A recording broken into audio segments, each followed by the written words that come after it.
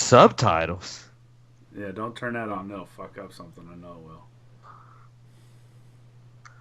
Alright, I'm gonna start recording. Fuck it. Reading out my closet. I'm sorry, Mama. I hope you fucking burn in hell for this shit. Best line.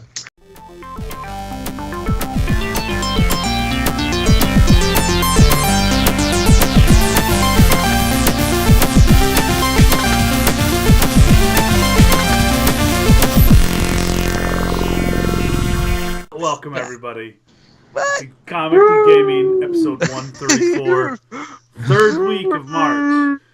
We are having fun, and you may see that we are having technical difficulties, depending on which recording we use, because currently we're recording 3 different times. So this should be fun.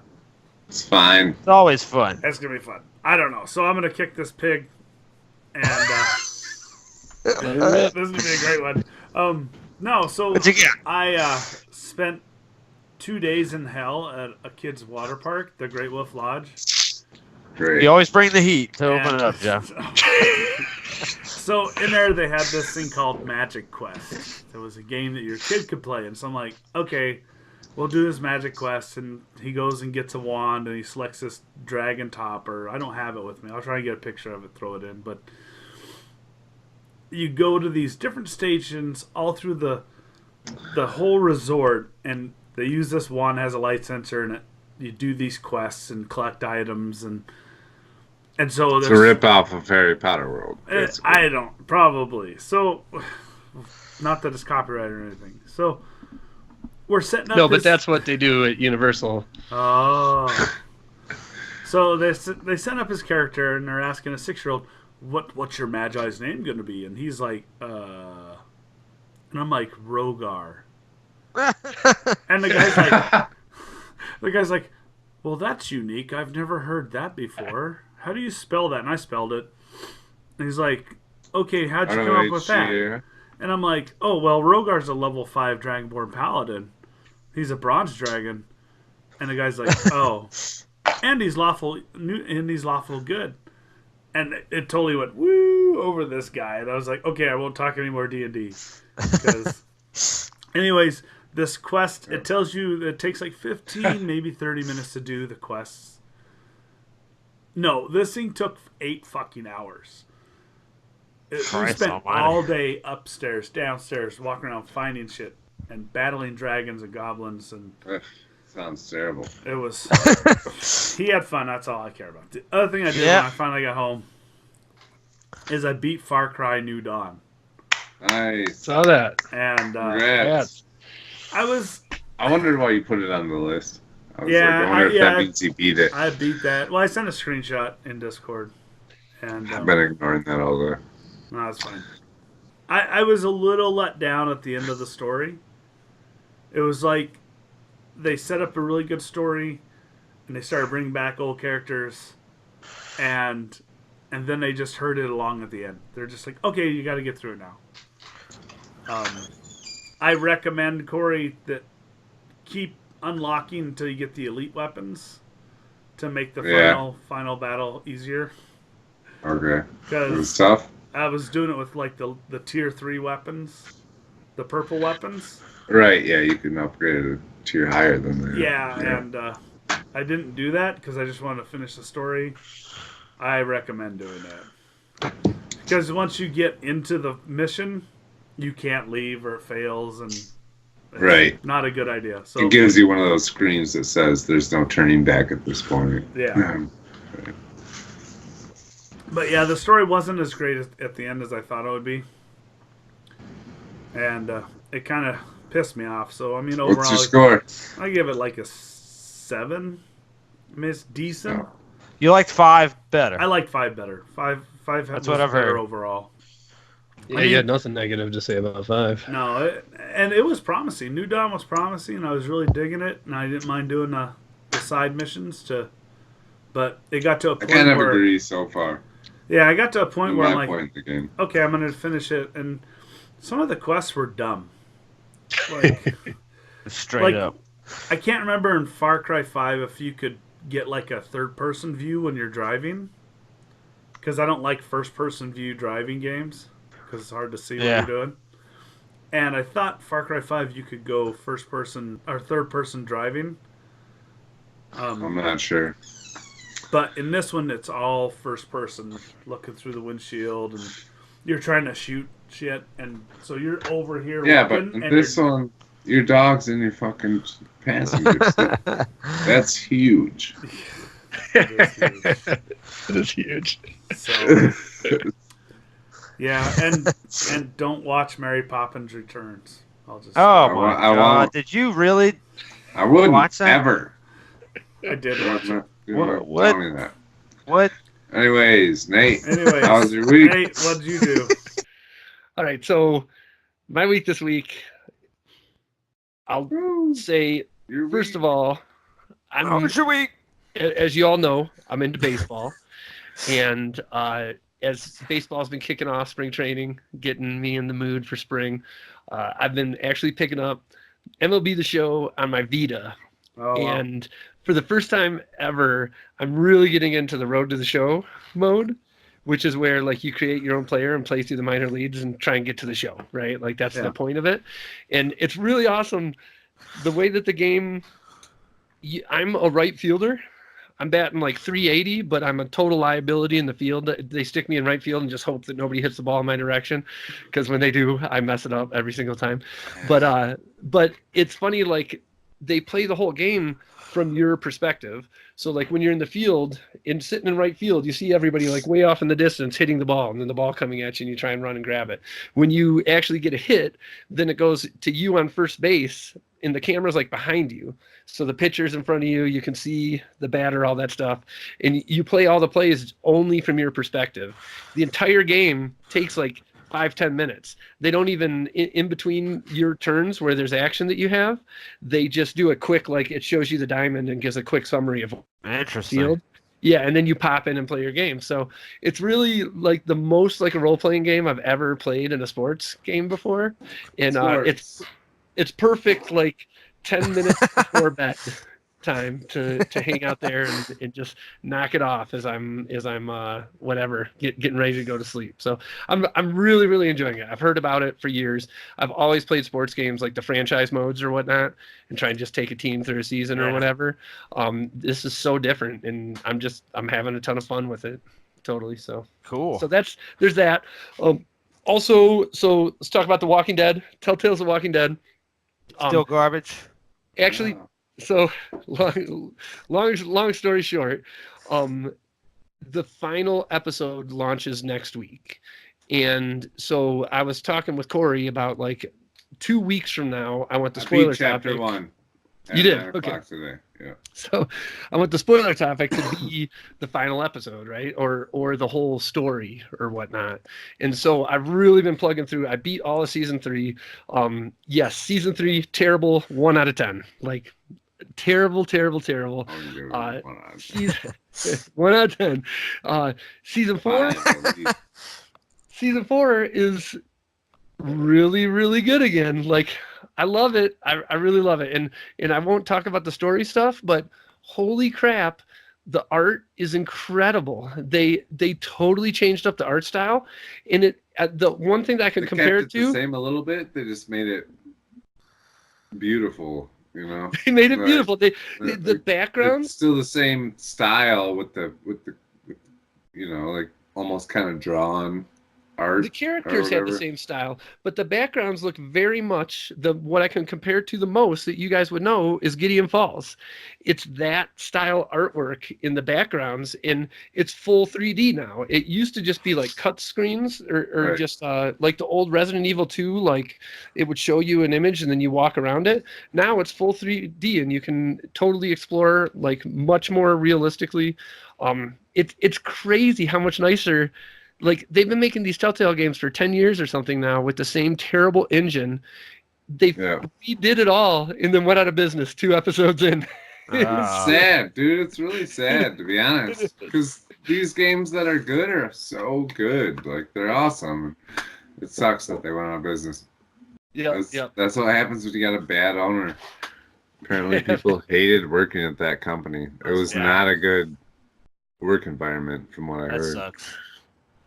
Yeah, and it's still kind of weird. Like, I haven't heard the full story around when it went out of business. There were a lot of stories about the employees like not getting their severance packages or anything. Like they were just Yeah, I like heard cut that. on day one and whatnot. And then we all heard that then Kirkman came in with Skybound to finish up the game. Now, what I don't know is like I just spent $20 on this game on the PlayStation Store. Who's it going to? Where does that money go, right? And are they taking care of the people who got fucked over? You know what I mean? Because if they're Probably not. I feel bad about I it, bet. right? I bet they're not. I feel like though, from what Investigative work. I feel like there's people out there that do that investigative work, and if that was the case, we would be hearing about it now. Yeah. I don't know. That's what I feel like, anyways. But anyways, just for everybody watching, if you are like us and are close to finishing it, we will do full spoiler talk 2 shows from now. 136 for The Walking Dead. Watched any of you guys watched Time Bandits before? Yes. Yeah, but it's been ages. It's been long. I never saw Time Bandits, and we watched it Really? with the kids a couple nights ago. They're doing a series. I saw it in the theaters. That's actually what made us think to watch it. Is like Yeah. me and the wife were seeing that they're redoing that now as a series, and so we figured, oh, neither of us had checked out the original. Let's check it out. It's very much like, I don't know. It must have come out in the 80s, right? Like Yeah. it has a very 80s feel to it, and 83, 84-ish. yeah, it's weird. Like it's produced by and has music by George Harrison in it, so Yeah. it has kind of this like hippie-ish feel to it or whatnot. And then it also, like, I don't know, like the fact that the dwarves are played by real dwarves, like I can't figure out if that's politically incorrect in a weird way or not, sort of thing. But it wasn't in the 80s, you know what I mean? Like, so you just kind of go with it, sort of deal. But yeah, it's funny. Like, have you ever seen it, Corey? No, not at all. I don't even know what you're talking about. Time Bandits. Look it up. It's pretty sweet. I do. I remember. You know, the Corey name. doesn't like old movies.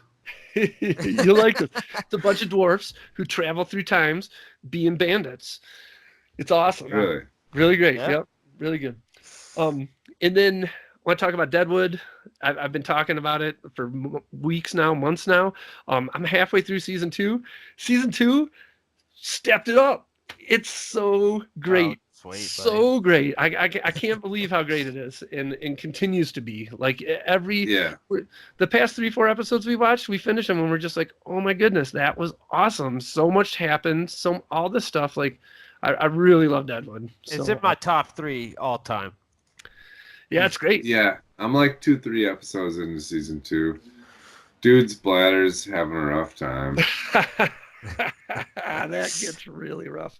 So, and then the last thing is American Gods last week. Who watched American Gods?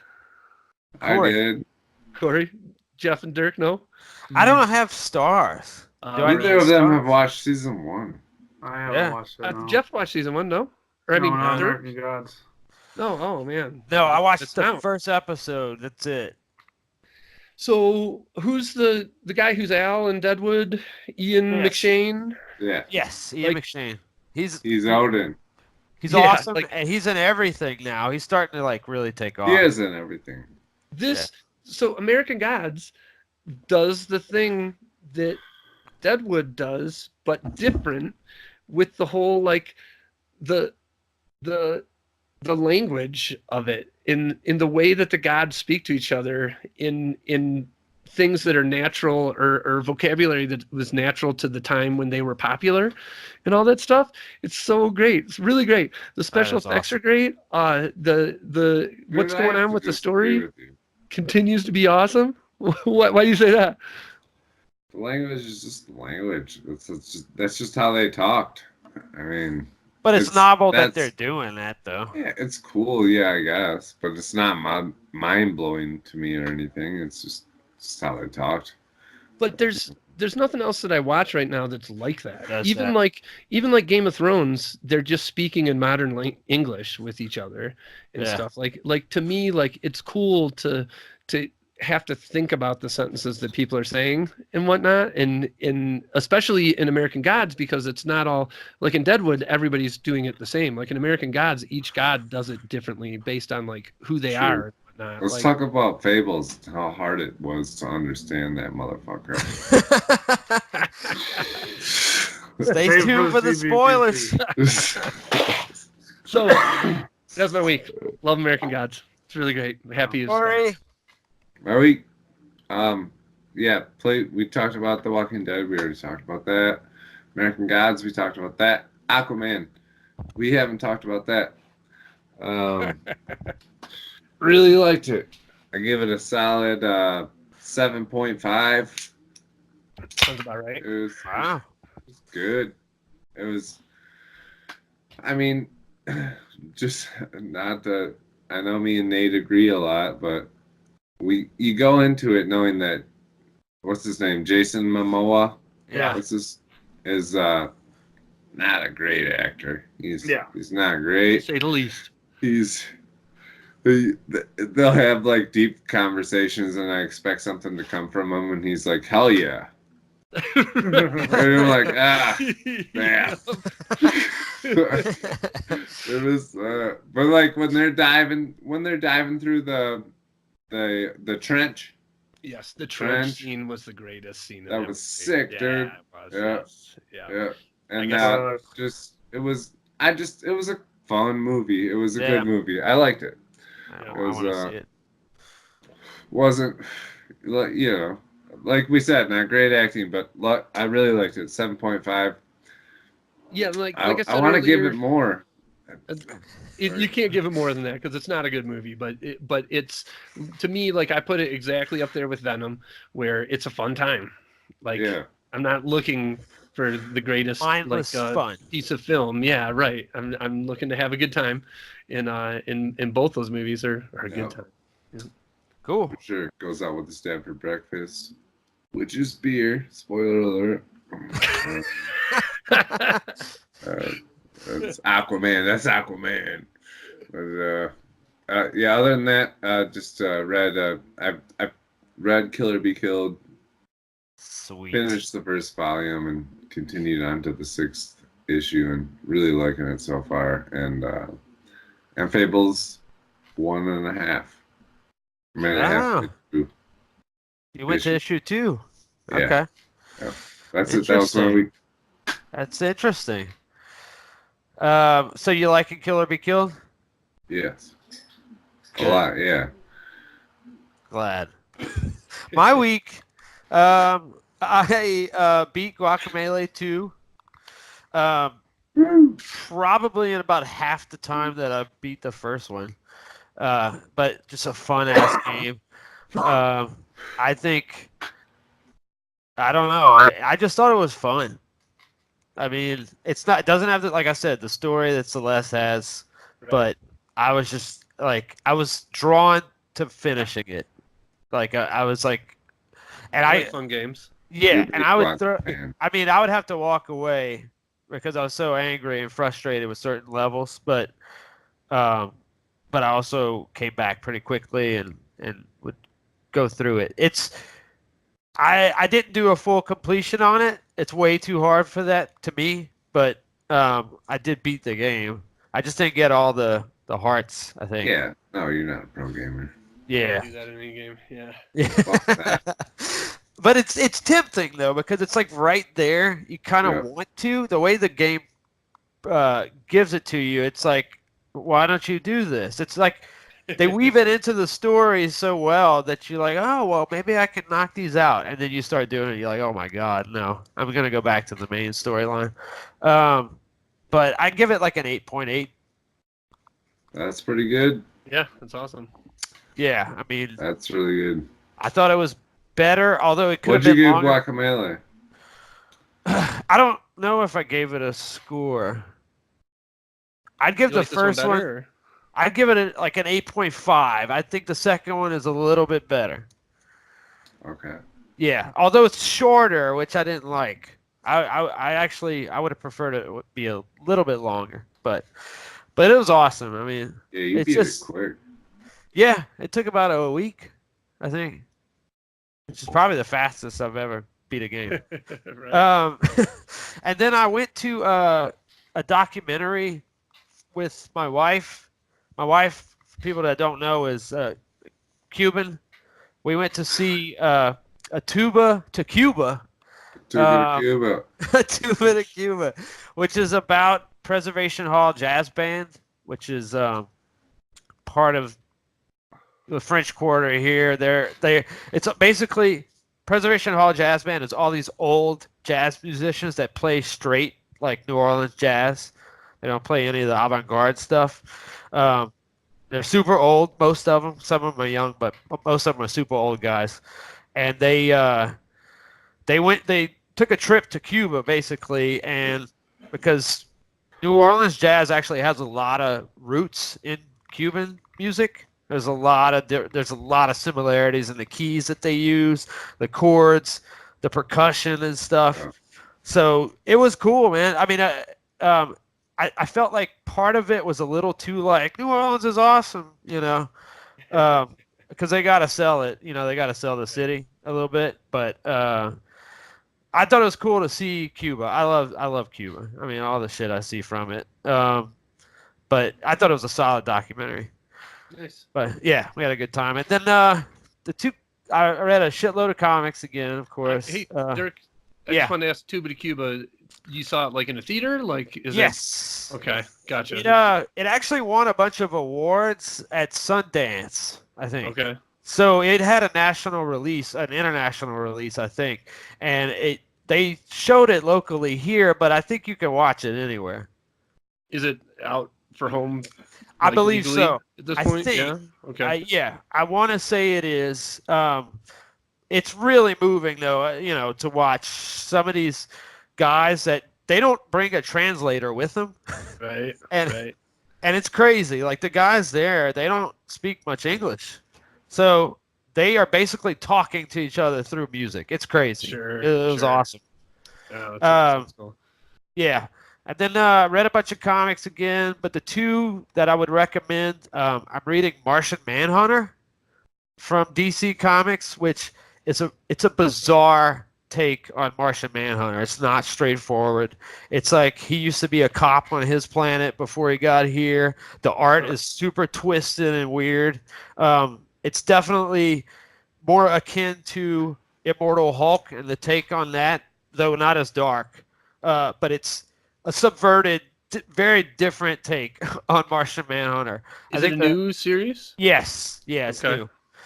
Steve Orlando's a writer, and then the art's awesome. It's super like cartoony, like The Mask a little bit. Sure. Riley Rossmo's the artist, but yeah, I would highly recommend it, and it just started. And then the other one is also from DC. It's actually Vertigo. It's called American Carnage. Okay. And it has to do with, it's Brian Hill, who's a super awesome writer. It has to do with this guy named Richard Wright. He's an FBI agent, and he's sent undercover to infiltrate a white supremacist group. And he's actually part black, but he passes so much as white. Like he's so white that they don't suspect that he's black. But it's a black writer. Brian Hill's a black writer. But it's really good. I mean, it's like, I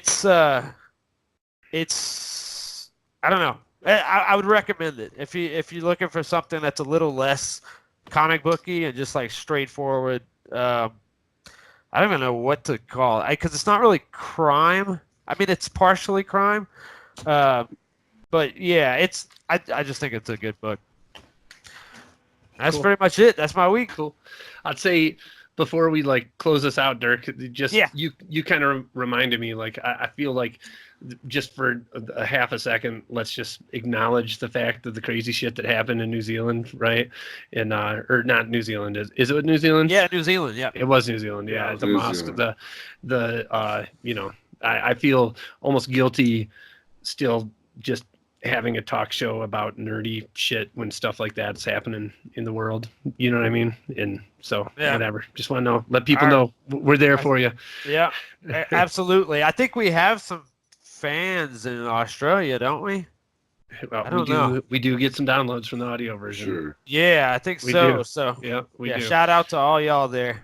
Yeah, terrible stuff, and the world's fucked up. Indeed, I don't know what to do. I don't know what to do. It sucks. We just keep trucking, man. That's all we can do. Keep on.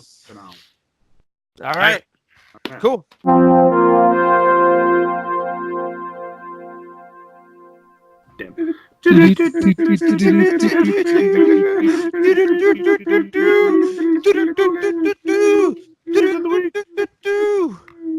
News of the week.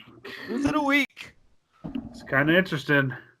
So this week with news of the week, our number 5 topic is Battlefield 5 for Firestorm. Supposedly, it's going to give Apex Legends and Fortnite a run for its money. Maybe. Maybe. Did you guys watch it? You watched the trailer? I didn't watch the trailer. Come on, Of guys. course you didn't. Of course you didn't. I We mean, spent I all haven't day. played. Bullshit. I haven't played one Battlefield game in my life. I don't. It's Come a on. 2-minute trailer. Just Come watch on. it so we can talk about it. Here's my input because I watched it. I liked the vehicles. A lot of vehicles seem cool. Apex Legends, I wish there was vehicles in it. I'm sick of all fucking battle royale games at this point, to be honest. I don't like them anymore. So I probably won't. I'll never buy this if it costs money. But yeah, I did like the vehicles. There's a bunch of vehicles, and that was cool. And that's Battlefield style, which is So Battlefield has like always about- been. yeah Is it about just, vehicles. So. I mean, is it another FPS that's in a war somewhere? I mean, It's what's- another- this is the free update to the game that came out last fall Yeah. to Battlefield 5. okay. Yeah, we don't have that. They were going. I do. They were going to put it out initially right with the beginning of the game, and then they delayed it, which made it real weird that they put out Apex Legends a month before this because it's all EA and they're like cannibalizing themselves with it. But Battlefield, these trailers look awesome. Every time Battlefield makes a new trailer every year, it gets me hyped. And the one thing you talk about the vehicles, that's true. Also, I will say That's that. all they were showing off. Well, I will also say that if you're doing a battle royale, it is cool to see this is the only one where the collapsing circle makes sense in a realistic way. It's, you know what I mean? It's cool to see the fire growing through the woods and everything and overtaking houses and stuff like that. Right, yeah, And knocking trees down and shit. Yeah. Right, as opposed to just like this cloud of green, Of right? death, That- yeah. that's in all the other games. Like it's cool to watch the fire grow and push everybody towards each other. Like I do like that. I'm with you. I'm done with battle royales. But Battlefield gets a lot of play in my house. So I just watched it. checking it out. I mean, Looks Battlefield great, has huh? always been great. Battlefield's Yeah, always that's been fine. good. I mean, they've always been really good with their vehicles. I will give them that. Battlefield vehicles, It's I a remember playing- sniping game. it is. Yeah, I it's hate just not my cup. snipers. It ain't my cup. It's a camper. It's a camper sniper game.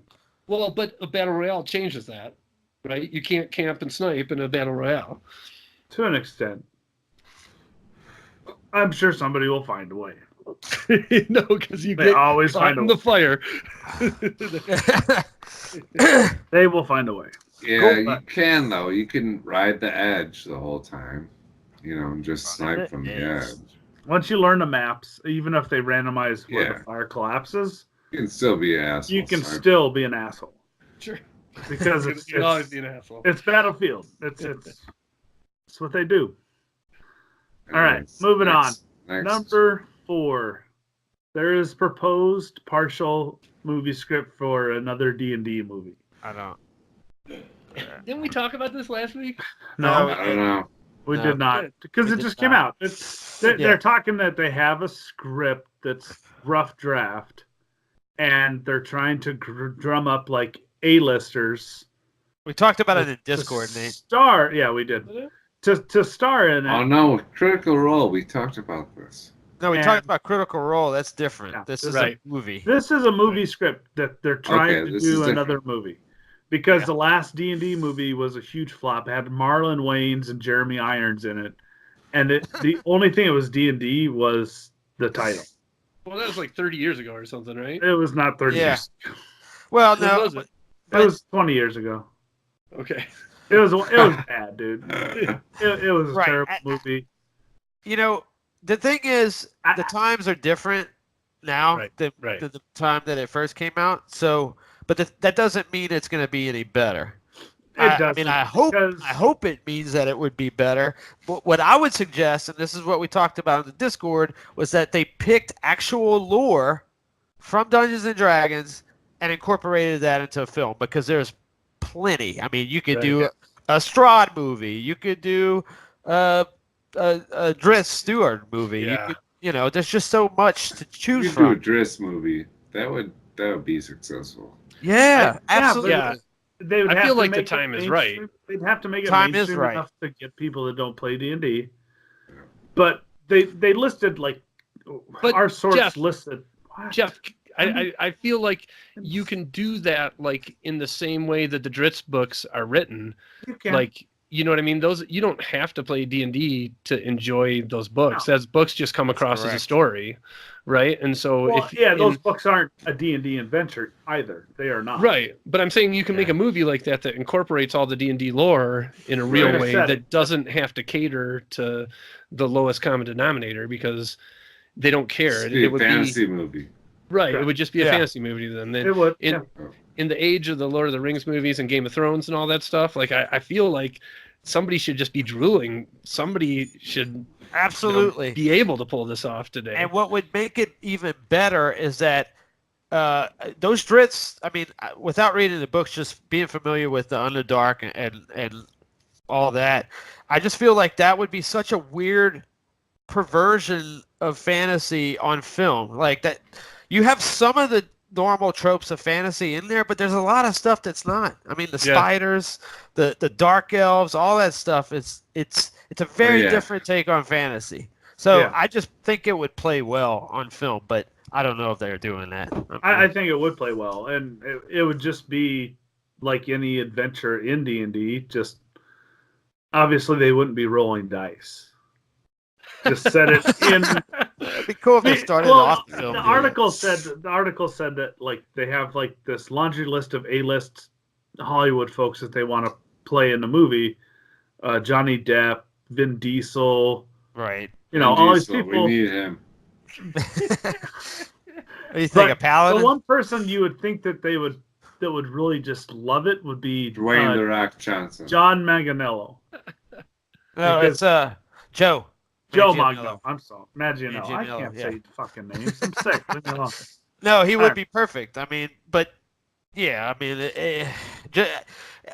I hesitate to even say that, because really he would be playing a role versus him just liking D&D. Yeah, I don't think he would be perfect. The movies that he's been in, he's not a great actor. I'd rather have a good actor play something than have somebody who's passionate about D&D.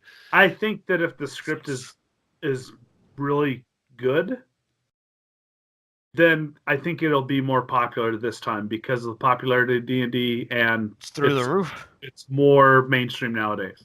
Yeah, but they got to be smart about it. They can't just mail it in and do something they think is gonna appeal to people with some D&D information, or to throw a title on it and it not be relatable to I think it has to cross. To me, to be successful, it has to appeal to both the D&D fan base and to people outside of D&D. And Game of Thrones fan base and everything else. Is what I think. I mean, but, what you said there, they have to be careful. I don't know what you just said. You said something. What you said there? Oh, I just said they have to be careful about just throwing a title on it and it not... I think the last film didn't have anything to do with D&D outside of the title. It did. But, yeah, they have to be careful, like you said, and tread lightly with not just making it shit. Which leads us into our next topic, which is the Spider-Man TV show that's in the works. Because of the popularity of Spider-Man coming.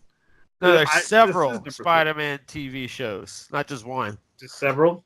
Yes. Yeah. Look at the title. Sony planning several Spider-Man related TV shows. There's a bunch. Oh, it's going to be one. It's going to just be one. That's all you got to say about that. Well, I mean, just because of the popularity of Spider-Verse And I mean, it'd be great if they revised the old, what was it, 70s, 80s TV show that was Spider-Man, or was that the 60s? That would not be great, Jeff. Come on.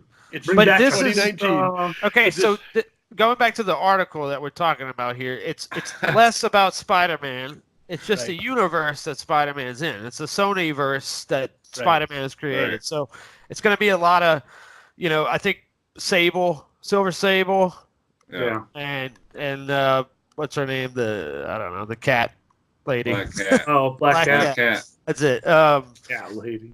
What, Morbius? I know there's a movie. I don't know if they're going to do a show. Maybe a Soundtrack, Craven the Hunter maybe. show. Craven? Yeah, Craven would be. So I think there's a lot. Look, Sony's carving a niche out for themselves with. I think they're trying to get in on that all that property that Marvel and DC are, and with the success that they've had, they have a shot at doing that. Now, it could be utter crap. There's a large chance that it could all be terrible. Oh, yeah. So Agreed. I don't know. This is like the classic thing of like they're actually riding high right now, but it would be very easy for them to mail it in and try and just make money off of this. So Yes. who's in charge? Do the bean counters actually hand the project off to somebody who has a true love for the property, or are they just going to try and cash in, right? And I feel like it could go either way at this point. Yeah. Absolutely. Flip a coin. We talked about a few weeks back, like if they made a TV show that was of the quality of the Spider-Verse movie, that would be like a dream come true. Yeah. Right. But my expectations of that happening is about like 5%. Yeah. Tiny, It's a coin flip. tiny. Maybe even, hopefully, a coin flip. Yeah. Which leads us to number 2, with Disney now taking the reins of Marvel. They are in the works for doing a What If series on the Disney Plus streaming service, which is just saying, what if, say, Loki was able to actually grab Thor's hammer, what would you do? Right. And They they're confirmed actually that. And they did. And then they're doing that Loki TV show now in the works. With This is about the what if. We talked about the Loki and the other one. Loki. What if to me is awesome. Yes. Like, to me, that like takes off every shackle that you could have for any of these characters, and like let's get as crazy as possible. Yep. Let's talk about some obscure character that is way off the charts. You know what I mean? Like they could do anything with this, and I gotta be honest. Like when I read this one, it was the very first time where I was like, "Fuck, I'm gonna buy this stupid Disney streaming service." I thought the same thing. With all the Star Wars shows that they've got coming out, and with these Marvel shows now, like when I saw this one, I was like, "Oh God, this is a cool idea. This is something that I want to watch." Yeah. You know? And I thought like the first thought I had was Amazing Tales from the '80s, the Spielberg thing. And then sort of, or is it Amazing Stories? It's Amazing Stories. Yeah, that and like Twilight Zone, and sort of just these one-offs, right? That they could do in the Marvel universe with characters that nobody is really familiar with, or even some that you are familiar with. I just thought like, I think I had the same feeling like, oh my God, they're gonna fucking get me to buy this shit. I was so mad when I read that. It kind of in a good way though, right? Like that means they're putting out cool stuff. There's cool ideas. Look, the What If series, I can't always vouch for how great it is, the comic book version, but they have some really interesting ideas at the very least in it. Like, what if Spider-Man became the Punisher is one. That's crazy. I mean, that's just bonkers. They could do anything. Cool. Totally. All right. And that leads us back all the way to number 1. The big news. The big news that James Gunn is back at the helm for Guardians of the Galaxy 3 as a director. Again. I didn't see this happening. Should have. But should have. Yeah, neither did I. They said it happened a few months back. Yep. I think it happened the second that DC was interested. Probably. He was just holding out more money.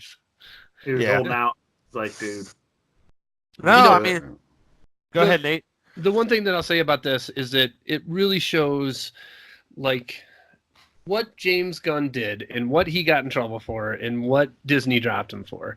And then we look back at, like, what we talked about last week with, like, all the drama around Captain Marvel and things like that.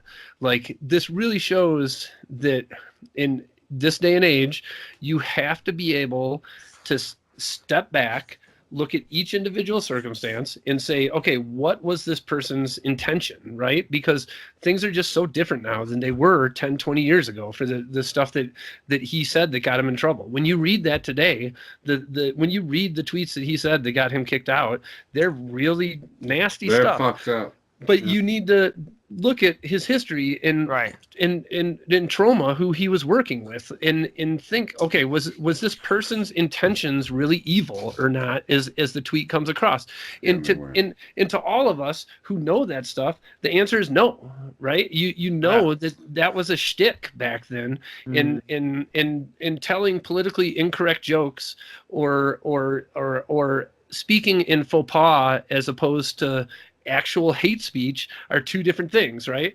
And so it's awesome that Disney was able to see that nuanced conversation and not say that all this has to be black and white, right? Because nothing is black and white in the world. And so anyways, I just thought it was really great. You know, we were. How do you feel about the way Disney handled it without saying anything when they fired him, and without saying anything when they rehired him?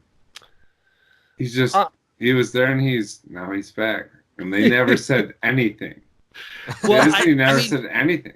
I feel like, to be honest, Weird, like as a gigantic corporation, that's what you do. You don't put out emotional based responses. I feel like it was a smart move. On that you let your actions speak for yourself, for themselves, right? And see if people care about that or not. But yeah, it was just cool that, you know, we're talking, like I say, about, I don't know, inequality and in the trolls that were attacking the movie before, and then also, like, basically what James Gunn did to get himself in trouble kind of puts him on the side of those trolls, right? But we can look at each situation on its own and make decisions and have thoughts about it that make sense, right? Like, and I just like that prevailed anyway.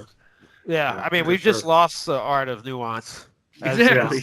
As modernity goes on, I mean, people just get branded and there's outrage on every different side. People behind keyboards, and nothing has any sort of depth anymore. It's just all surface bullshit. People need to start, like you said, treating each thing differently and evaluating it and look at the time period that certain things were in. Doesn't make it right, but it also, you have to explain it somewhat. There's so many people that you can pop from that period of time if you go in that route. Right. I mean, just pick anybody. Right. You know, and then look at, like, was this a joke or was this Woody Allen, right? Like, you know what I mean? You need to be able to differentiate between those two things and claim one as being evil and one as being a joke, right? Like, absolutely. Is the joke appropriate today? No, it's not. But it wasn't said today, right? So, yeah. Right. You know. Yeah. Glad to have you back, James. Absolutely. Word. Yeah, word. Sure. Dave Bautista will be back too now. So. Yep. The whole crew will be back. It'll be fine now. Yeah. Well, not Gamora. A different crew. Everything's back. I don't think Gamora will be back. Oh, spoiler. Spoiler. Okay, cut that.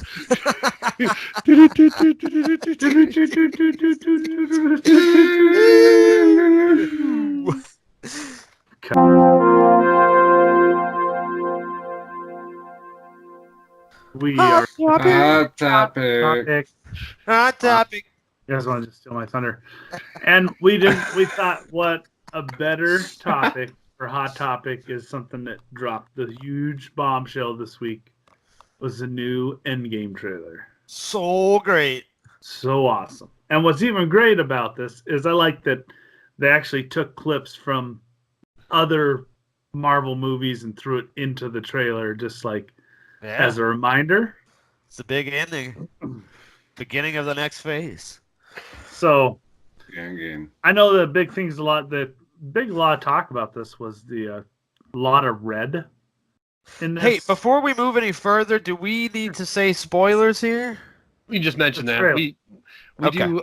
That is common policy if you watch Comically Gaming, that we do talk about trailers, like spoilers for the trailers, right? So Sorry, Jeff, I had to Trailer be short, spoilers. buddy. yeah, no, it's a good It idea. happens. And so in particular, like in this particular trailer, there's a lot of spoilers leading up to what's going on in Endgame, right? And I think we should talk those through a little bit. And so yeah, if I can't imagine that you watch Comically Gaming on a weekly basis and don't know what happened when Infinity War. Yeah. Right. Iron Man died. But Yeah.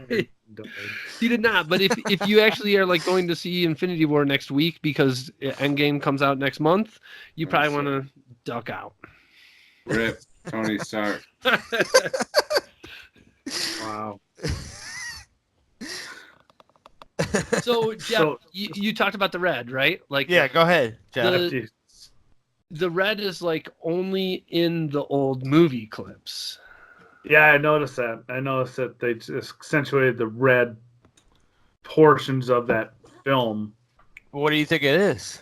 Well, usually when they use red, it signifies death, loss, danger. That's usually what a director uses when they want to signify something to spark an emotion from the audience. Is they use red.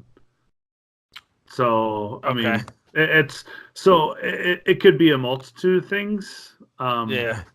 But the fact that they use black and white and then they accentuated the red, I mean, you could read that so many ways.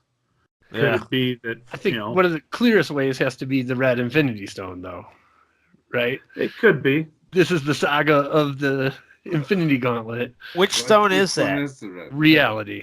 Ah. Yeah, Reality. Stone. Ooh. So that's what That I one's looked a at this and doozy. said, if you looked at all the old footage, and every one of those has the black and white and red, like that to some degree tells me that takes place in a different reality than all the full color footage, which is the new footage in this film. Yeah, That's going to be some trippy shit. Probably right. it's gonna be crazy. So, could that explain why they're wearing quantum suits, or is that because Ant-Man comes back out of the quantum zone? Well, we don't know that those are quantum suits. But we don't know for sure. There's a lot of Right. speculation that they are. Yeah, there is, but how is it warranted? How's Right. it warranted? Who Right. said those are quantum suits? There's just a lot of buzz online. That's a lot of buzz. Yeah. Of Dirk like said what it. are the suits, right? They're either space suits or like something, right? So Yeah. the quantum realm must like feed into this to some degree or another. Well, it has to, because if you watch the end of Ant-Man and Wasp, he's stuck in the quantum zone right. when Thanos snaps his fingers. Right. And then they focus a lot on Ant-Man in this trailer. I mean, They do. as much as anyone else. Clearly, they did in the last one also. That's very astute, Jeff. Fucking pay attention. I did notice the when I watched it a few times in the future, the scene where Ant-Man is small running up the pencil and Yeah. whatnot as well.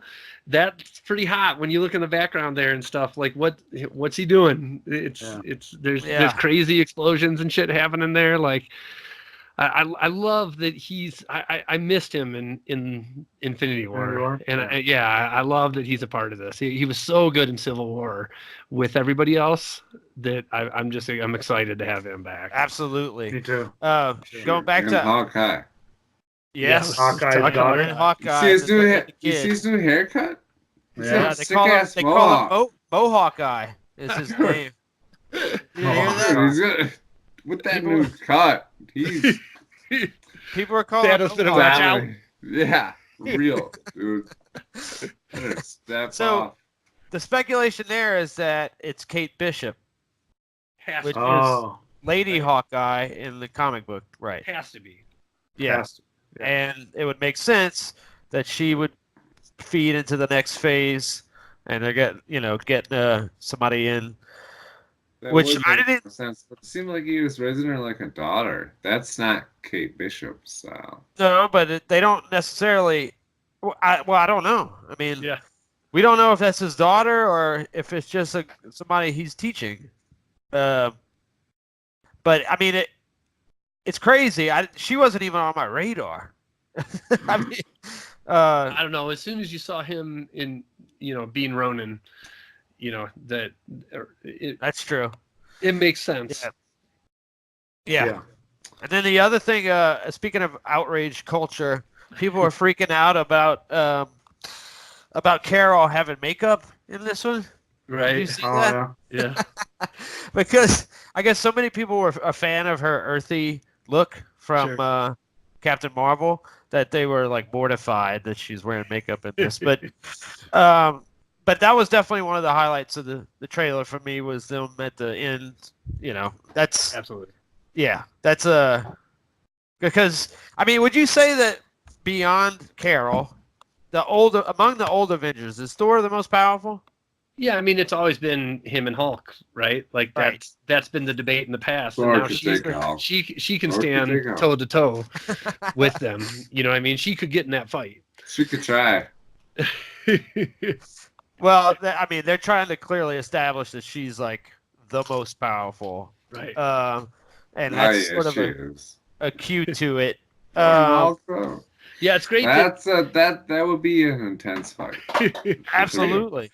I love that he's so funny now. I love that they lean into the fact that he's a funny actor, and that whole like he's trying to get her to flinch, right? Mm-hmm. And when she doesn't, he's like, okay. Oh, you're spoiling shit for me. You're spoiling shit for me right now. What are you talking about? It's in the Oh trailer. no, this is in the trailer. You spoiled it. we said we're spoiling the trailer. Cool. Yeah, I loved it. I got goosebumps. I'm ready for it. I mean, whatever it takes, right?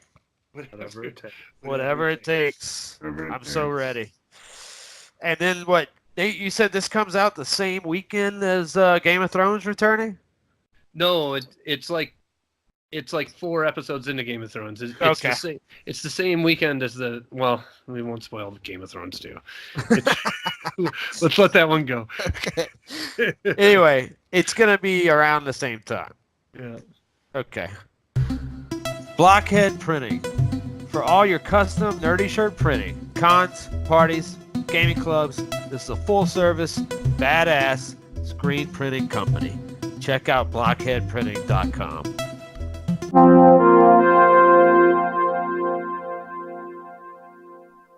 We are back. Whoa! We are doing probably my favorite segment of the show, and that is Always. the YouTube community love. We love subscribers, and we love to shout out our new subscribers. And every week, we just keep getting subscribers, and it's awesome. And then we do that thing where we get to pick who's going to be the name of the week, and it can be a platinum trophy, which is out because Corey is out sick. And then we have the gold and the silver, and then that's it. Because unless we triple bronze, quadruple bronze, I don't know. Hey, I don't know, 3 it's crazy. votes will get a plat this time. Plat. Yep, let's do it. We're gonna adjust the rules. So, without further ado, first off this week we have Good Rick's Creators, Reaper J Senpai, and Trini's Family Adventures. I got Takala Marie. Takala. Takala. Frail? What do you think, Frail? I Yeah. think that's how you pronounce that. Thank you, Frail, for subscribing. Appreciate it. Mortality Gaming, an old man gamer, 66. Cool. I got Duke C, D Hazel, T.A. Casper, who was in the stream, and Matt Stone King. Stony Pony almost. Cool. All right, name of the week. Awesome. What do you guys got? The week. I'm sorry. I have to go with Trini's Family Adventures. I think so because I had to pause on that, so I didn't like. Is there something else?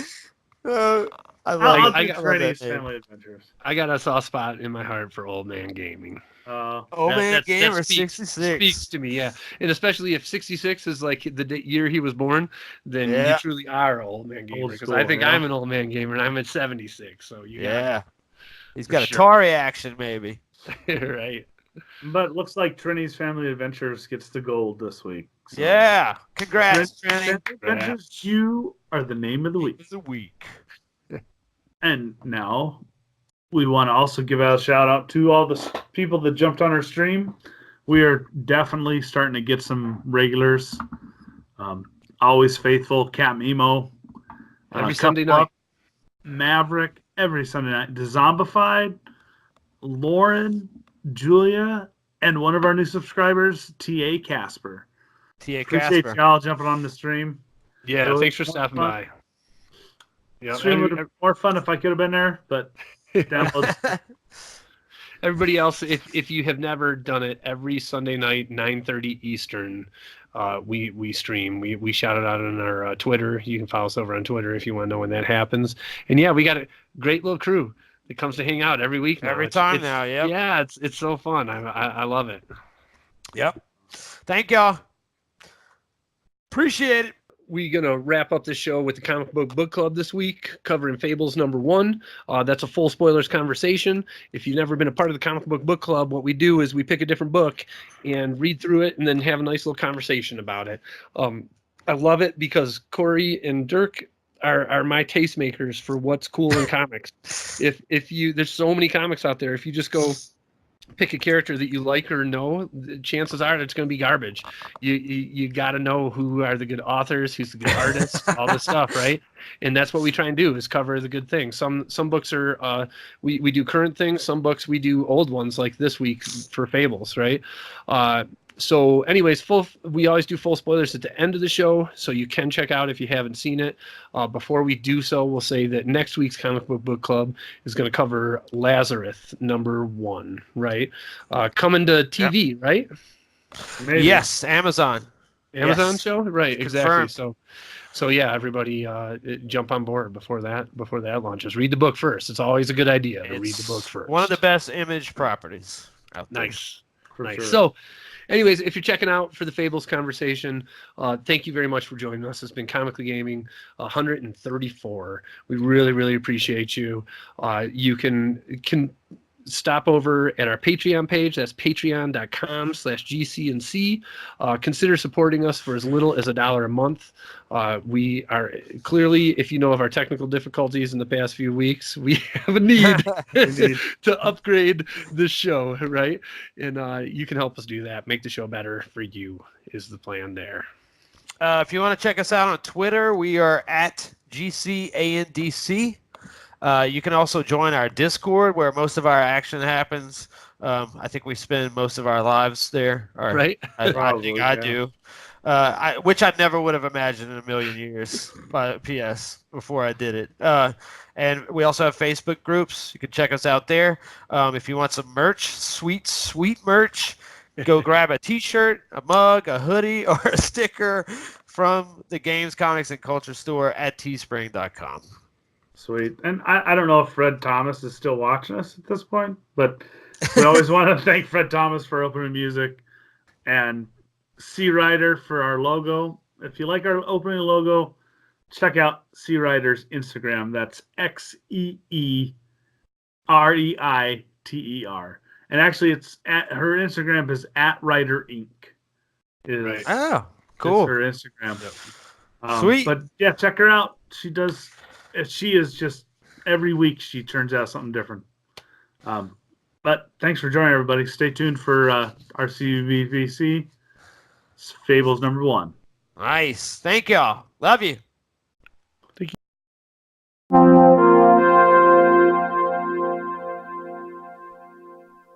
Time for the Comic Book Club. How we doing tonight, everybody? Good. I love this club. So this week I picked a book that I've been meaning to pick for a long time. Fables. Want to give a shout out to my buddy Mark, fan of the show. He's in our Facebook group a lot as well. He loaned me the Fables series, I don't know, 2 years ago or something. He sent it to me, and It's a true friend. he sent it to me with The Why the Last Man. If that, you remember how long ago I read that? Yeah. Really, really appreciate it, and it's grown over time to be one of my favorite books. I feel like, to some degree, kind of timeless, right? Like, this is an older book right now, and lots of times when we go back and read older books, there's a big discussion around like, yeah, it's different than, but I don't feel that so much with this one as well. It's by far the longest thing that I own. Easily. Gotcha. That's what I was gonna say, Dirk. You talked about you have the entire collection, right? Like, yes, you're a big fan of that. And then Jeff, this is the first time you ever read it today. Yeah, it was. Yep. So we got pretty big. I don't know. Yeah, spectrum of views about this. Like, yeah, I'm curious, Jeff. What do you think reading it? Just today. It was interesting. I felt like I've read something similar. I've watched something similar. Because you have the two shows on TV, basically without acknowledging it, ripped this comic book off. Once Upon a Time and I never the other watched that one. Grimm. I was thinking yes. Grimm. Yeah, that's the two. They both ripped this off hard. Okay. Yep. Yeah, because I reading it after watching other shows. I felt like I was like, wow, this has been done. But then I had to look at when it was released. It was, 2002 is when it was released? Yeah, it was far in advance of those two shows. Yeah. So it is interesting. It's I don't know. It's a comic book twist. I should have read like number 2 and 3 just to get a better feel for it, because it's hard for me to make an opinion from the first issue unless it's really good. Yeah, right. So it's hard to tell. It's interesting. I find what's interesting, like, about this series in general. So I'm in like the 4th trade book, which has got to be like 15 issues in or something like that.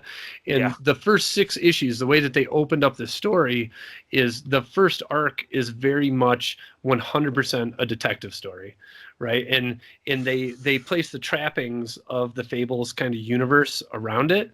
So as you meet the characters like, Beauty and the Beast and Prince Charming and all that, you can, and even Snow White and the Big Bad Wolf, like you start to put the pieces in your head together of like, okay, this is a interesting universe and an interesting take on it.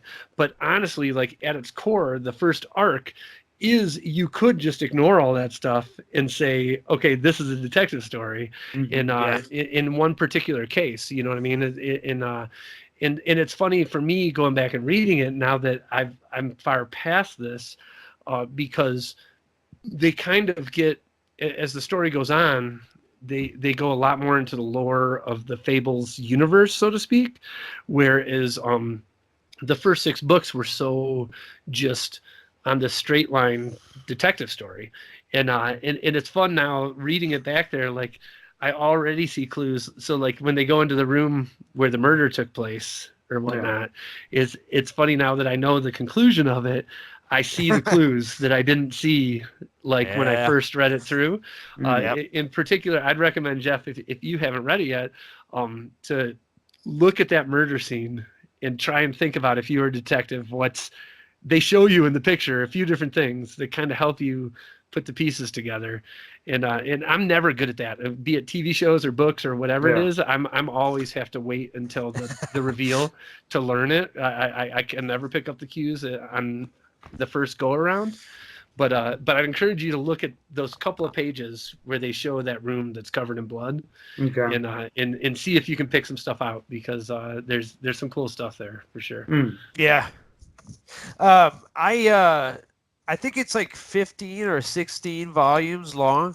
Really? I mean, it's just and the fact that this guy wrote this, Bill Willingham's the writer, that he wrote this project for this long, you have to read his final letter because the way that he ends the series is just great. It's part of the story. I think that you have to just read it. But one thing, and you don't really get this, you get a taste of it in this issue, but one of the things that locked me into Fables with Willingham's writing is it's very George R.R. Martin in that he is not afraid to play with loss.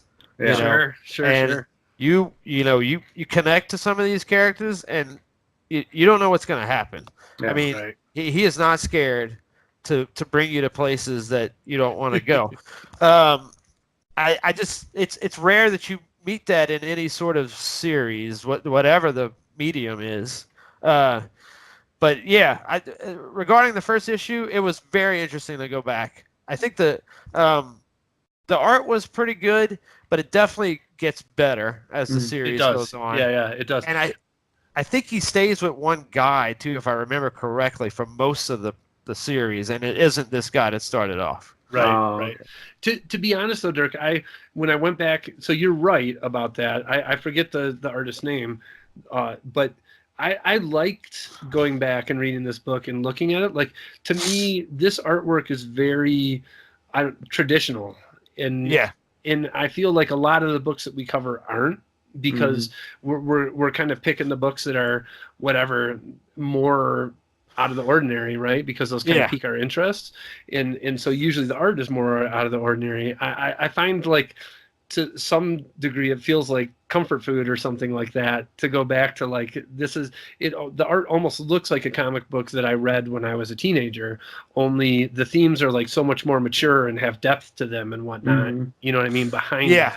And you don't usually see both of them. You know, it's the rare thing like Swamp Thing or Sandman that kind of pulls that off. You know? Yeah, totally. The artist's name is Mark Buckingham, and he fits so well because it's, if you read the series, you get to this, like Nate has. He's got a storybook style of art that just fits the narrative, you know. But I mean, no knocking this. Like you said, I think it was just a more straightforward art style. It is interesting that after I read this, I totally want to get the Telltale game. Yeah, you should. I'd love to talk about with you as well. It is very different story-wise. Oh, really? Then even later on? Yes. Okay. Yeah, it's very different. Same characters though, or same characters, but I won't spoil it for you. Very different. Okay. Let's leave it at that. Cool. It almost just takes the feel of it and writes a different story. Yeah. You know what I mean? Gotcha. Yeah. In a way that's pretty cool. The one last thing that I'll point out, because this particular issue, if anybody read this and then is watching the show, is very much just the start of that detective story, right? What I will say is the detective story is cool, and I would encourage you to get the entire volume 1 of the story and read that through. But really, that's just kind of the introduction to this. Absolutely. Right? Like, what really becomes cool about Fables in the future is how did they end up in New York? Yeah. And what's the story behind that? Why? And then what happens because of that? Like, it gets really cool with that stuff. Absolutely. Yeah, it really does. And I love the fact that they started it with this detective story, which is kind of out of left field for the rest of that, right? Like, it creates like this tone that is very, it feels out of place in a good way. You know what I mean? That kind of, in the same way that these people all exist in the same universe in New York City, you know? Right. There's no indication that you're reading the beginning of an epic at all. Right. I mean, I didn't read that, like, even more so when I read it today. Again, I was like, there are no signs that this is going to be a 15-volume project at all. Nothing in there. But, no, I mean, I think if you are even curious about the story presented here with the detective aspect, and it gets you to the end of the volume 1, you'll, I think, have enough there to start getting into the meat of it, and that starts with volume 2. So Okay. Yep. All right. Sure. Sweet. Check it out. Bill Willingham, Fables #1, Vertigo Comics. Yeah. Let us know in the comments if you read the book as well. What do you think? Did you like it? Are we the tastemakers that you want to trust going forward? Yeah. Cool. Sweet. Okay, and then so next week we're going to talk Lazarus, right? Yeah, Lazarus #1. Yep. That is a same writer from Black Magic. Oh, really? Okay. Yes. Nice. That's Greg Rucka. Yeah, and Michael Lark does the art. It's probably in the top 3 Image books, in my opinion. So check it out. Awesome. All right, guys. Thanks for watching. See y'all next week. Episode 134 in the books. 6, 4, 134. 4. Yeah, I got it. Later. All right, later.